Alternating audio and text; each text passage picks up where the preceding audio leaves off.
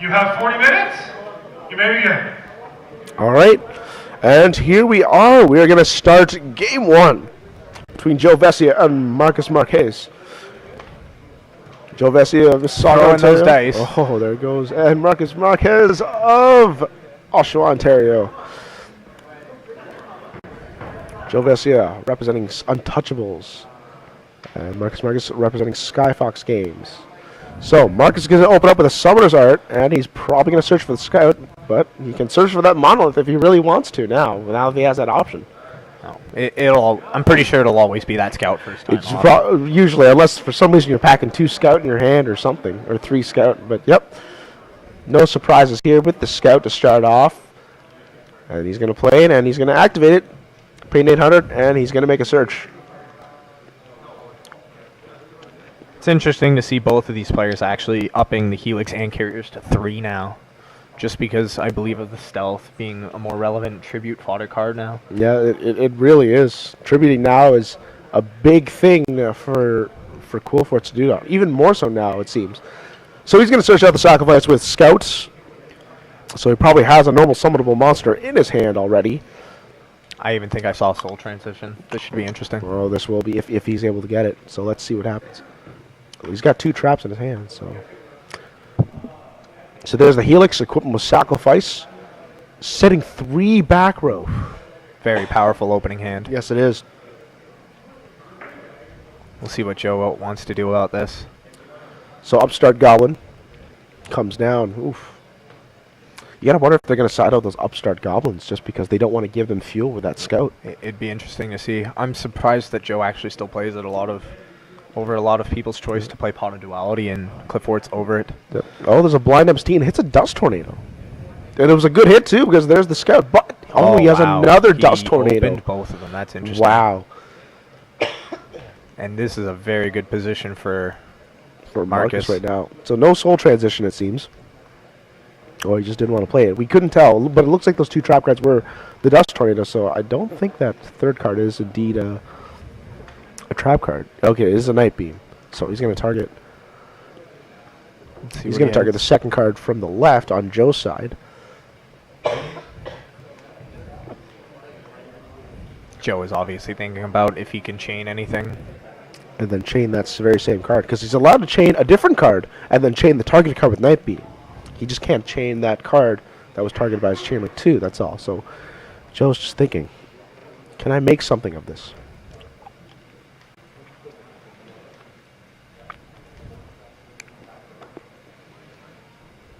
He's really putting some thought into this. He really is. I mean, 4 back rows. So he's going to chain the Soul Drain, and he trains Compulsory Evacuation Device. So the Sacrifice will be lost, but at least he's going to be able to make a search for that Sacrifice. And he will. No. Oh, yeah, no. Soul Drain does negate. It just negates monsters. It's just monsters. Yeah. Yes. It's not a Dweller. Just won't allow the activation of monsters, that's all. But yes. I've had my days of having to dump a core and being able to get through that Soul Drain at least. So, yeah. So he can activate the Sacrifice. What does he search, though? It's a very good question indeed. I almost feel like a Stealth. Oh, he's going right for another Scout.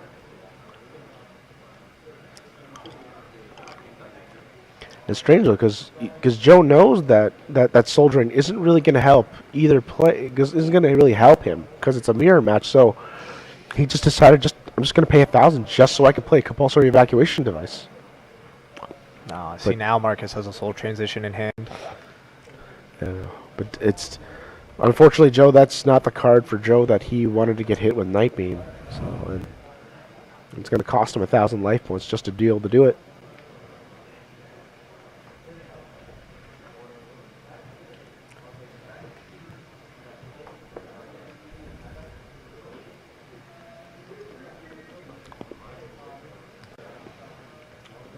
Looks like Marcus is just doing a little thinking. He's got a notepad over there. I don't know what he's writing. Probably life points, I'm guessing. I believe life points. It better be. So here comes that Helix again. No surprise. With the Sacrifice. And he's going to attack for 21, and Joe has to just take it. I really don't believe Marcus should have searched for that Scout, though. He just might be sending a contingency, so... just in case he hasn't answered that scout. So he just sets that. What is it? What is the soul transition? Let's see what Joe's going to do here. So he top decks the carrier, and he's going to summon it. Looks like Marcus has no, and he's got a sacrifice, and he's just going to pass because there's just no point in attacking. Both of those monsters can't be destroyed by battle. It looks like Joe's maybe went to the end phase or something, but maybe Marcus is thinking. I don't know what's going on right now. What the communication is going on. Okay, so end phase. It looks like Marcus decided to play Soul Transition. So he's going to draw 2 cards, and then he's going to build the chain with the Helix, destroy Vanity's Emptiness, and then Soul Transition.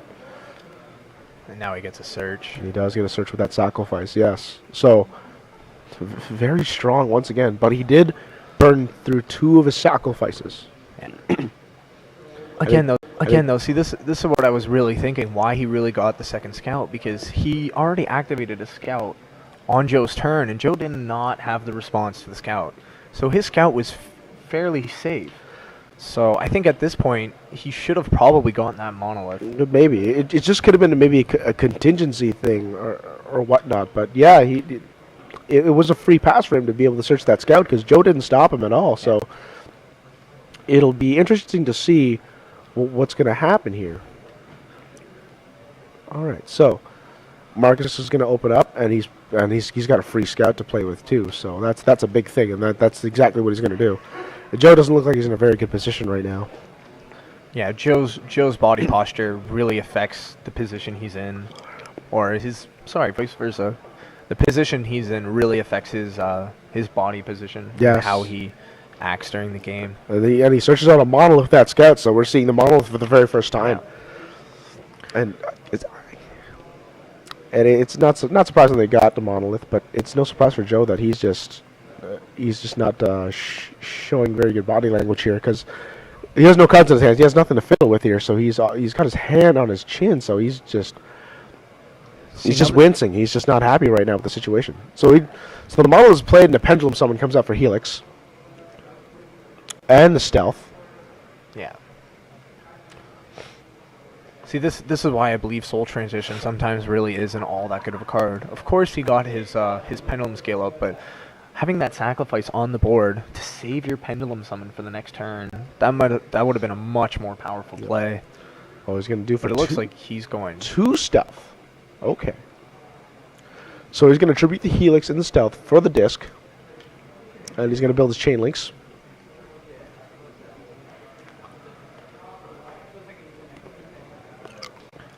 I see the disc for some reason he's making disc. the last Disc has to be 3 chain link 3. So that's the special summon. He didn't declare his targets, though, as stealth or Helix. I think he's going to destroy the sacrifice and let Joe get the search. Yeah. And Joe's just going to scoop up and just have no part of it. So that's game 1, easily taken by Marcus. That Soul Drain did not help Joe at all. No, it definitely wasn't. And also losing 1,000 life points as well definitely was not one thing he wanted to do. But he just hit right with the Night Beam, Marcus did, and he's able to take game 1. But that Soul Transition, strangely enough, was able to be a big factor in being able to take game 1 off Joe. So now looking into the side deck here, and we got some really, really interesting side from even Joe Vesia. 2 very different sides, though. Yes, he is. He's actually siding a new card, Tenacity of the Monarchs. And that's his. You got to reveal a monster in your hand, and with 24 attack and 1,000 defense, add a Monarch spell trap card from the deck to the hand, accept itself, and you'll only activate 1 in the turn. So he basically wants to get it to just get a Stormforth, which is absolutely devastating in the mirror match. Very, very strong card in the mirror. Especially if there's a sacrifice out there. Yeah, so it makes sense why he's running 3 Stormforth, and it's very smart and intelligent that and probably we're going to see those 5 cards put in today. 3 Monarch Stormforth, 2 Tenacity. Also has 3 Spell Shattering Arrow, which I can only presume is also going in as well. It's very interesting to see that Joe, I think, sided very heavily for the mirror match. And he did, and so far for round 1, he's going to have just that. But Marcus also prepared for the mirror match as well. He's also packing two of his own spell shattering arrow. Even he could possibly throw 2 Swift Scarecrow in there. Yeah, he very possibly could. Just being able to stop your opponent's OTK for that one turn really could give you a chance. But I believe the Stormforths on Joe's side are going to be very, very devastating if Marcus doesn't anticipate it. Yeah, it's going to be very difficult to see if it's actually going to be anticipated or not, because he is not running any Stormforth in his deck, main or side. So it'll be interesting to see how Marcus is going to be able to deal with this if he can scrape out one more win against Joe. Just imagine, though, like, your opponent opens up first with Helix Sacrifice, like, standard play, but Joe can Stormforth it for a stealth, because then your opponent does not get the Sacrifice Surge, nor the Helix or Carrier Tribute effect because of that stealth. That is very strong. And it'll be really problematic to see. But then again, Joe only runs 1 stealth as opposed to Marcus, so we'll see if that come back to haunt him. That's another reason why I believe Stealth is actually such a powerful card in Secrets of Eternity, because the mirror match is now very, very decisive with it. If you can successfully tribute off the Stealth, you can even put Sacrifice back, which was actually a big reason why Burning Abyss actually had such a good matchup against Cliffworths, because Virgil did the very same thing, bouncing that Sacrifice, getting it off the field completely without giving your opponent that surge. So now we'll see if Joe can come back from this and take us to a game 3. So we're going to start off game 2 now. Joe Vesio is going to opt to start, and he kept in the upstart Goblins. It's very interesting. Yeah. Still wants that speed of the deck. Looks like it did him some good, though. Yeah, well, you got a Helix Sacrifice. Yeah. No Scout to do that, too. So no, it looks like the upstarts are doing what he wishes for them to do. So let's see what Marcus has in store. He did open 2 Night Beam. Yep. Oh, and there's the Night Beam, so that's gone. It's a spell shattering arrow. I sometimes question why people keep the spell shattering arrow or don't keep it in hand sometimes. Of course you want to stop the first scout surge, but sometimes just holding it in hand to really do some burn damage to your opponent can do a lot more effectiveness than stopping the first surge. You know, because we all know if you just set 1 back row, it's not going to be as safe as you think. So losing that spell shattering arrow is going to be a big deal here. Well, especially first turn. Like, can your opponent really do that much first turn? They're not really going to get that many tribute. They're not going to get a tribute summon off. So you give them a free scout surge. Let them set their board up, but then you have the devastating spell shattering arrow, and it's just really strong. Oh, double Night Beam. So yeah, so Marcus set 3 and summoned a stealth in his turn, and Joe Vesey is going to fire with 2 of his own Night Beams. One hitting is Marcus's Night Beam, and the other one is targeting 1 card. But Marcus is thinking, do I want to chain that middle card so I can play the targeted card? It seems like that's the case. No, he's going to let the compulsory evacuation device go. So 300 hits on the stealth. Well, yep. we know his face down card is the Dust Tornado. So would the effective play to Dust Sacrifice and then Compulse be smart? But I think he made the right call by not doing that and saving the Dust Tornado. Because he definitely wants to maybe use it for the scout. So I didn't see what he set there, but I think it was a Ghost Rare MST. It could have been. Yeah, it was too quick for me to tell. I believe it was the MST. Marcus is one of those high rarity players. He really likes the rarity. Yes, he does. I did notice that as well. Yes. So you're right. It is the Ghost MST on the end. And another spell shadowing arrow goes. That's almost devastating. And Joe sees. He still has 1 left, I presume, though. I'm pretty. He is. Yeah, he does have 3. Yeah, there's 1 more left. But no scouts on either side of the field.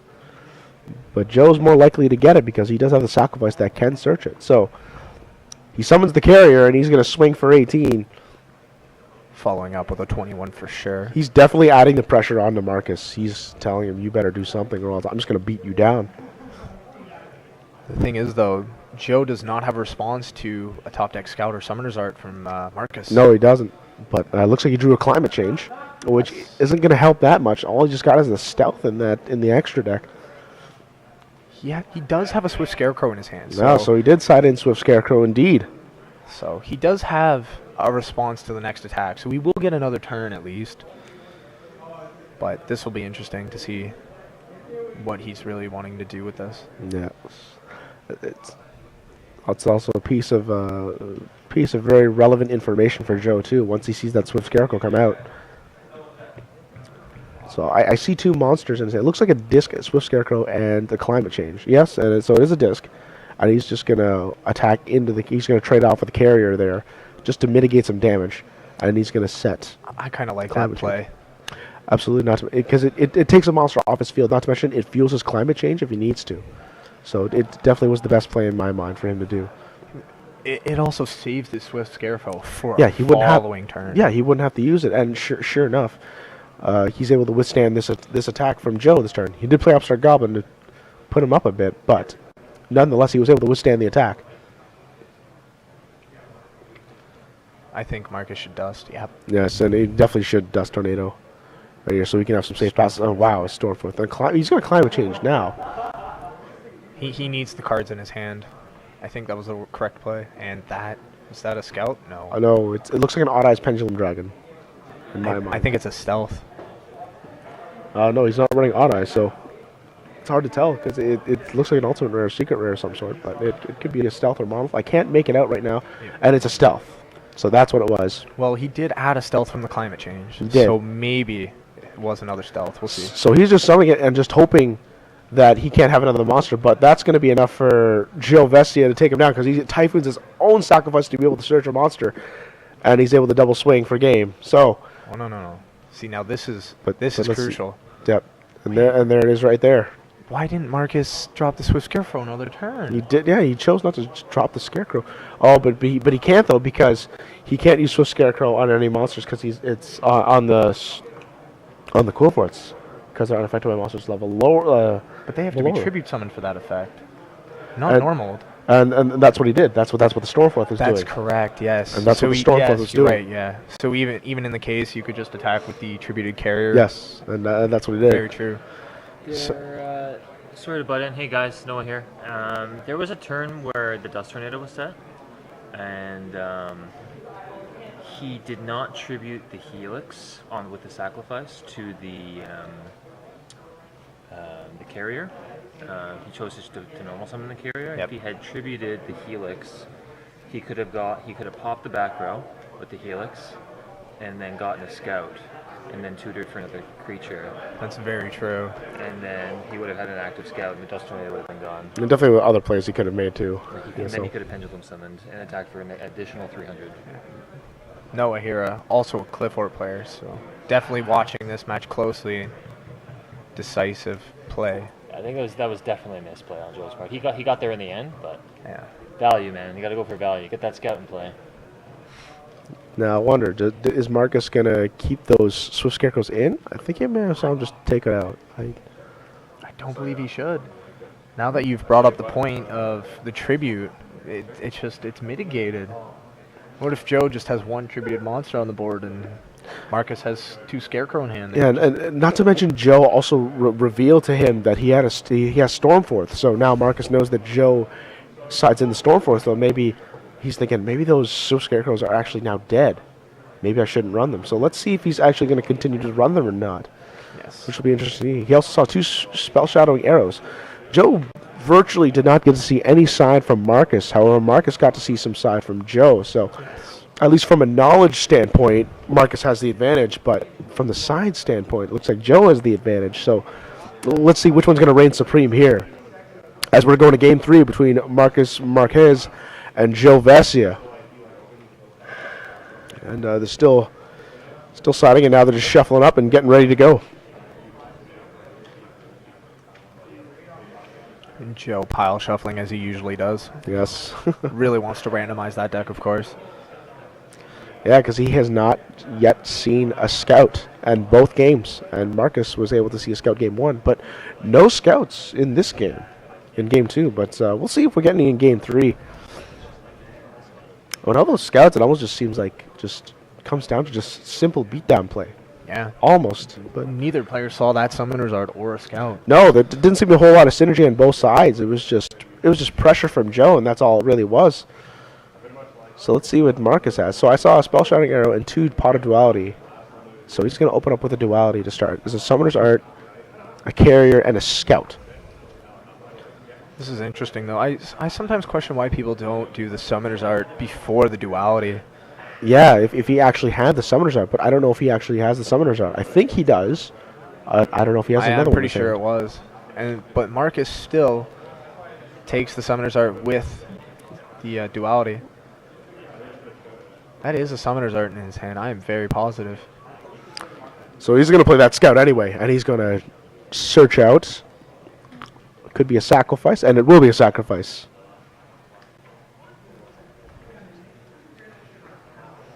We have 68 people here today. Black Jesus, a.k.a. Greg Williams, 88. We actually did just see the prize support. If I recall correctly, first place will win $240. That's not bad at all. I think it might be a little more, though. It could, yeah. It would be. It's a little more than what we had before. So Marcus is going to set 3 back rows. He's play sacrifice on the stealth and end his turn. So Joe will now open up with a shell, upstart, and a night beam. So he's still kept in those upstart goblins, wanting to maintain speed in the deck. So he'll get the night beam. Let's see if he can hit that spell shattering. Yes, 3 back row. Let's see. I almost wonder what Joe's thinking, because he seems like he's a little misunderstood with what he wanted to do there. There's a little bantering going on Joe's end. He's mulling over his decision right now, thinking, should I have taken that? And what am I going to do with it? So he has confirmed his decision with the night beam.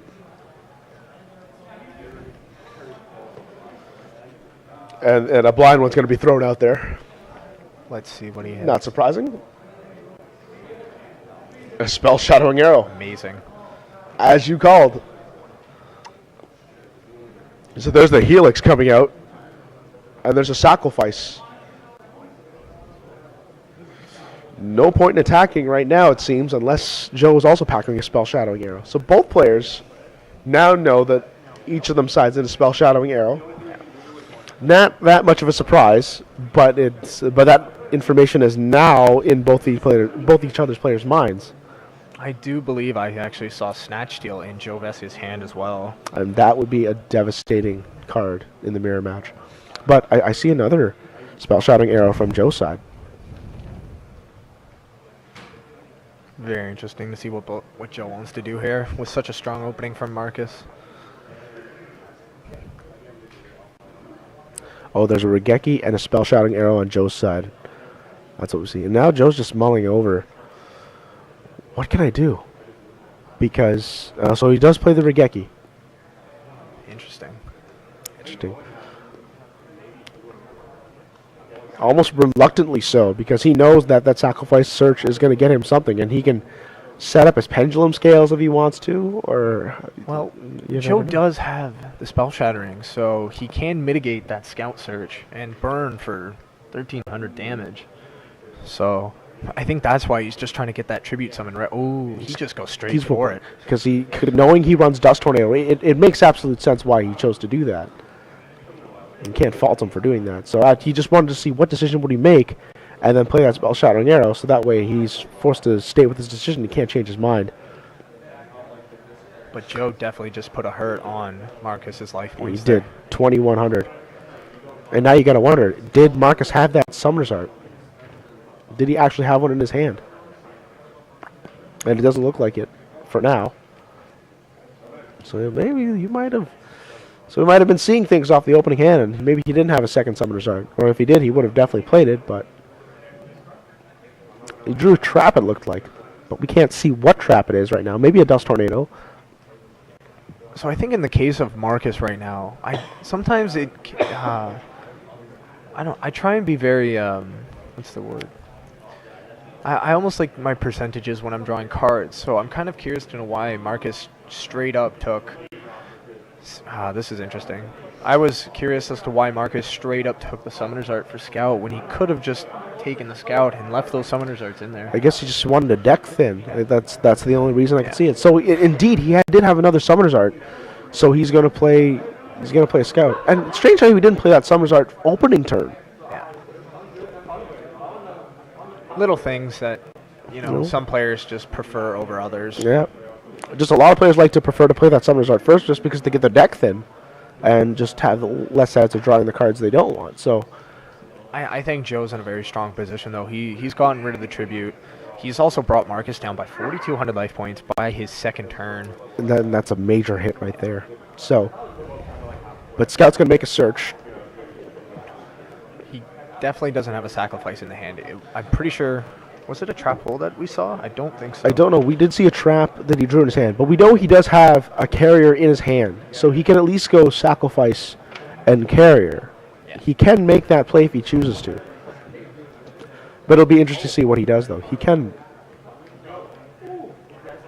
Marcus has... I have seen Marcus to be known as a bit of a methodical player and really decisive in what he does as well.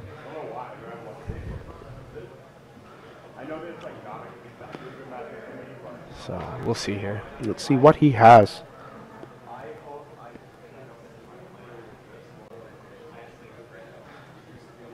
wonder why he grabbed Stealth. That's very interesting. Now, well, now he can he can decide to build the scales if he wants to and make a tribute for it. Let's see what he does. It's very true. So he is going to play that carrier in the scale, Interesting. and he's going to summon Scout and Stealth. That makes sense. And now he tributes them both Yeah. for the Stealth. And of course, Joe cannot respond to that. No, and he's going to hit. Yep. So he's going to hit the sacrifice, bounce it. I almost would have hit his Helix. Let the sacrifice go to grave and not be able to respond. But I guess he chose not to. That's a very interesting call. I definitely would have bounced that Helix back and let that sacrifice just go to grave without giving Joe any recurrence. So he sets it on the back row, and he's going to end. So now Joe now having to do something. You can't respond to Stealth's activation of effect. So there's a Stealth. You are correct. with I his think, okay, so it probably was the better decision then. Very good point. Oh. Just can't chain to it. So now Joe is going to play his own sacrifice onto his own Stealth, and has to end his turn, and he just has to just hope for the best. So here comes another Scout, but this doesn't look very well because Scout's just going to keep searching, and then he can just pendulum summon, and then he can just bounce and just swing. Shell seems very, very good right now. He can also go with the disc as well, but he's going to opt for Shell with the damage. No, see, this is another reason why I like Stealth so much, because he could pendulum both his monsters back, tribute for the Stealth again, and just get rid of Joe's monster. That's what he can do that, and he's going to pendulum summon the Helix as well. Yeah. So he's going to tribute the Helix and the Scout for the Shell. Shell's going to pop that sacrifice, and he's going to swing 28. Stealth 20, and that is game right there. Wow. Huge play from Marcus Marquez, and he's going to take the match over Joe Vessia, the runner-up of our last YOCC, and he's going to start off this tournament 1-0. Marcus Marquez, wow.